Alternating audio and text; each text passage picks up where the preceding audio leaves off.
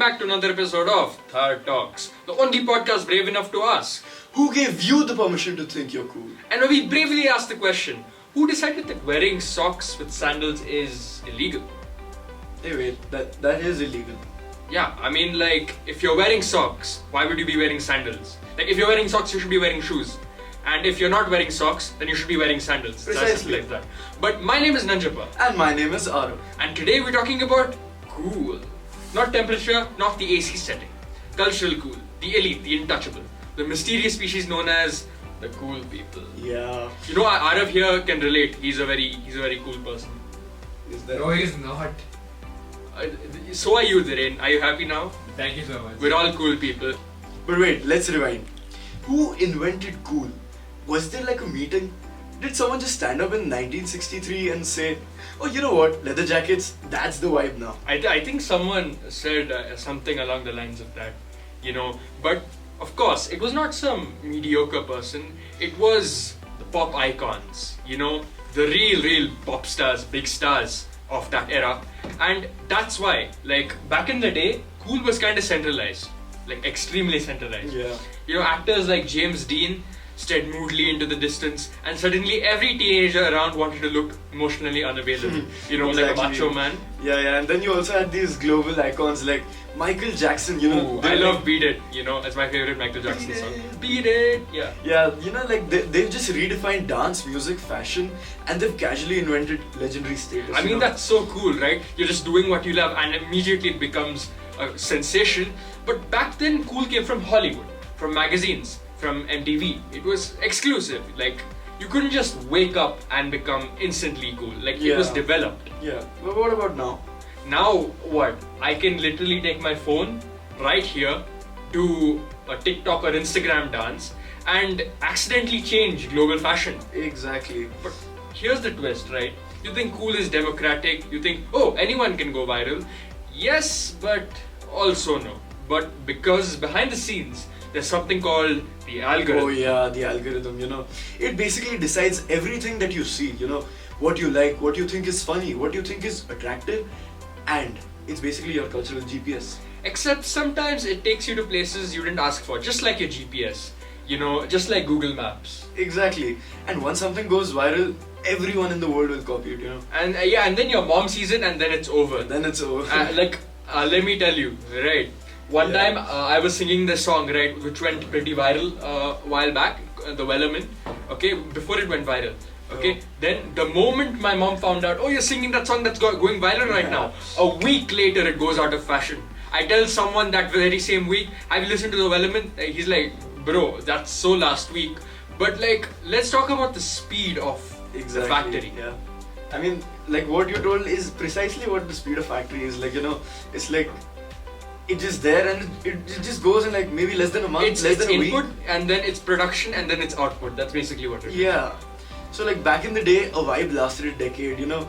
The 70s had a look, the 90s had a look, and now we have aesthetics, you know, that last exactly 3 weeks. Oh boy. I mean, we've got Tomato Girl Summer, Quite Luxury, and Mob Vibe. This is so true. This is actually so true. Like, if you look at Pinterest, you'll see 30 pins on what? Some old-fashioned, you know, mob, mafia, kingpin, okay? Yeah. And then the very next day, you see what? Tomato Girl Summer. I mean, it's crazy. It's like fast fashion for your entire personality. You buy the outfit, you take the photo, you post the reel, and by the time the package arrives in the mail, I mean, the algorithm has already decided that aesthetic is, I mean, I don't even have a word for it, you know. like chuggy or something. I don't know. I don't even know. What word is that? Chuggy. I mean, it's the most random stuff, most random stuff ever. But we aren't just consuming cool anymore. We're over-farming it until the soil is dead. Now let's address the painful truth, right? Not everyone becomes cool. I tried once in 8th grade, and safe to say we don't talk about that. Yeah, we absolutely don't talk. I mean, like, all I did was get a cool haircut and like wear this punk jacket, and I got made fun of, like, terribly. Did you ever wonder that why is it that only some people like just reach that level of, you know, oh my god, that guy is cool, you know. Why is it so? I've never really wondered about that, Arav, but I feel it's because of three main traits, right? Visibility, confidence, and timing. And let's be honest, sometimes, well, resources. Well, If you have better production, better connections, and better access, you have a higher chance of being seen. that is very true. It's all about building your profile, building your access to resources, and of course, doing your marketing. Exactly. These three things, if you master these three things, you're going to go viral like anything. And that's why if we look at any number of celebrities, online celebrities today, that's what they have, okay? But there's also something deeper about this, right? Yeah. Cool people, they control a narrative, right?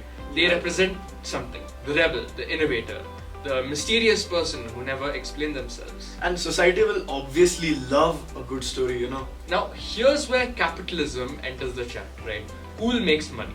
It's a very profitable market, okay? Yeah. And sneakers sell out not because they're comfortable, but because they're rare, limited edition. Yeah, all of these exclusive drops. Yeah.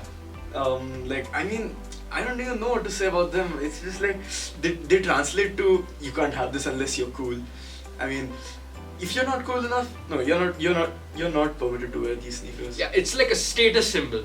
It's not just if you have the money, you can buy it. It's like you have to own it like you mean it. Yeah, and what do humans want more than anything? They want status, they want fame, they want to be seen, they want to be represented as, yo, I'm so cool. Yeah. Look at me, click pics of me because I'm the greatest. That's what humans want. That's basically belonging, right?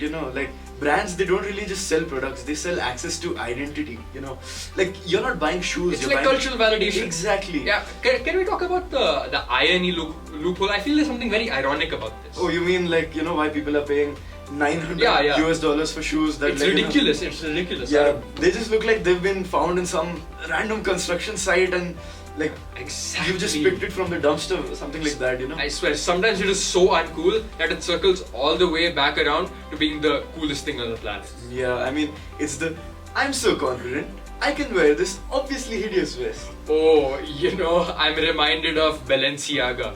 Okay, they can release a product with trash bag pants called trash bag pants. Okay, and the next thing you know, Paris Fashion Week, right? That's the only thing you'll see the models on the runway Yeah, wearing. that is Trash bag pants.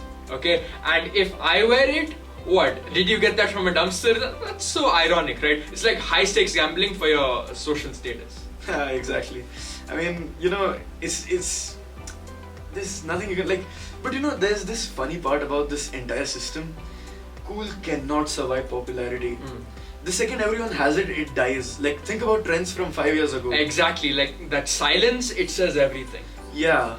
So like, cool is like a social stock market. I'm getting into some economics over here. Go ahead. Yeah, I love there's like economics. high demand, then there's low supply. And once supply increases, crash. Exactly. But wait, we're missing the scariest part of the cool economy, the cringe tax. Oh, here we go, the boogeyman of the internet. Think about it. Cool and cringe are just two sides of the same coin, right? Cool is doing something weird and everyone loves it. Cringe is doing the exact same thing 5 minutes too late. It's Yeah. all about relevance. It's like a timing game, If you're first, you're a visionary.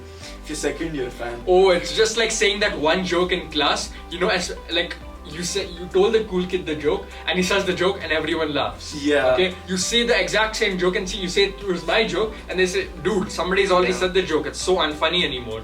Yeah, but then here's the thing that happens, What if you're third?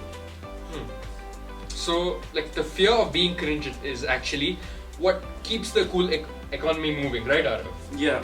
So like when you are the third person to do this, like you just become a meme, and not the good kind of meme, the kind where people use your face to represent trying too hard. Well, Yeah. that's a loophole to popularity. You can either try too much and become the greatest, or try too much and become the funniest, but still achieve Exactly. popularity by effectively not achieving the same thing the most popular guy has done. That is So, precisely like it literally explains this whole concept in just one statement. hammer on the nail, guys. But we really have to introspect and ask ourselves, who decides what's cool? Who decides what's cringe? And who decides where you must strike that beautiful, sweet balance? Yeah. In my opinion, it's celebrities who influence it, and the algorithms, they just And amplify I it. feel it's the brands that actually monetize it. Yeah, that's right. But then ultimately, it's the crowd, the entire crowd that's that true. like it's the crowd that confirms it. Like, cool only works if enough people agree it works. It's like collective imagination. It's like a mass hallucination. A very expensive mass usually. Yeah, and say one person he thinks something is cool and he's like, this is cool and I'm gonna follow it. Okay, Exactly. but if 10 other people in that same group don't think it's cool, then believe me, it ain't gonna go through. It's either going to become cringe or it'll fall off really quickly. But it's a different story if that Yeah. person is a mega celebrity like what, Charles Leclerc, Cristiano Ronaldo, Yeah. or yeah. So why is it that only some people reach that stage? Yeah, because they're visible at the right time, like I've said before. Like I said, they tap into a narrative, right? It's because they stand slightly outside the room. Yeah, but like not so far that society rejects them. Yeah, like they live in that sweet spot, right? Between rebellions and acceptance. It's like they're not going along with the crowd, but they're not too ordinary at the same time. That's where the reality of cool is. Yeah, and here's where the real twist comes in. The coolest people, they usually don't look like they're trying. Yeah, because desperation, it's not cool, right? Yeah. Confidence is, originality is. And maybe the most powerful move of all, not chasing cool, but really defining it for yourself. Exactly. You know, cool, it's not pursued, right? Yeah. Cool, it's made. Okay? Yeah, and- The real cool people are the innovators. Exactly, and once you stop seeking validation, you just become unpredictable. And unpredictability, that's cool. That's so true. And this has been it for this episode of Thar Talks. If you enjoyed this episode, send it to someone who thinks they invented cool. Or someone who's still emotionally attached to that one outdated trend. I know plenty of people like that. See if you do. We'll see you next time. Wait. Sponsored. Of course. Thank you for reminding me, Arav. Yeah. This episode of Thar Talks is sponsored by Coolify Trademark. Yeah. Coolify gives you instant witty comebacks and real-time trend alerts. Plus our exclusive Pretend You Don't Care masterclass.